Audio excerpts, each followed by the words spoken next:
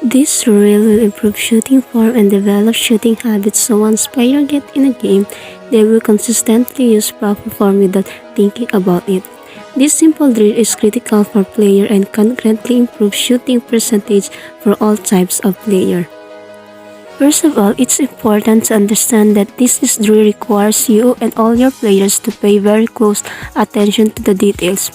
It also requires a lot of repetitions. This is all about developing perfect shooting form, so once you get in the game, you use the proper form without even thinking about it. So now I demonstrate the proper technique for playing a basketball. First, each player needs to grab a basketball and find a basket. It works best to have 3 players or less at each basket. 2 players on each side of the basket and 1 in front. Second, each player should stand about 2 feet from the basket.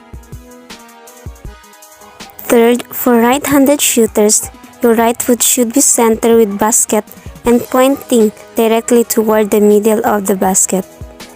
Fourth, your left foot should be positioned shoulder width apart in comfortable position. Most players leave their left foot slightly behind the other foot. The left foot should be pointing in the relative area of the basket, but probably should not be pointing directly at it.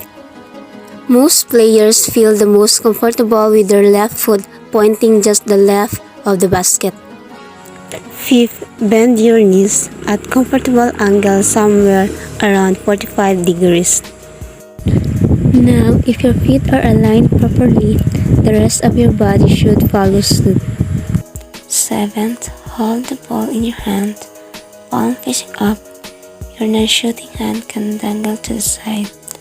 8. Slowly bring the ball in and hold it as if you were shooting with one hand. 9. Your arm should form at 9-degree angle.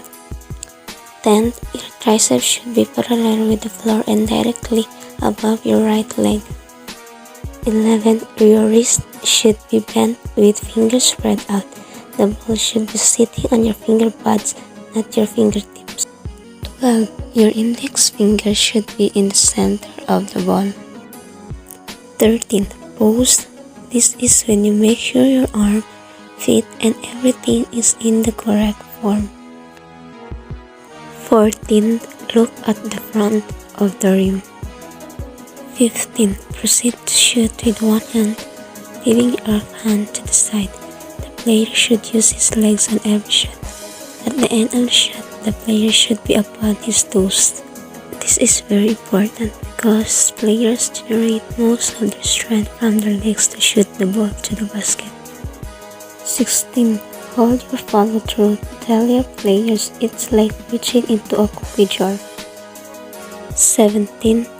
Grab the ball and repeat the process.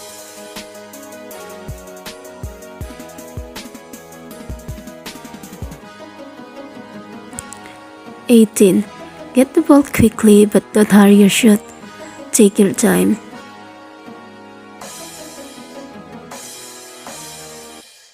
And last, each player should get a minimum of 20 repetitions, but 50 or 100 would be better.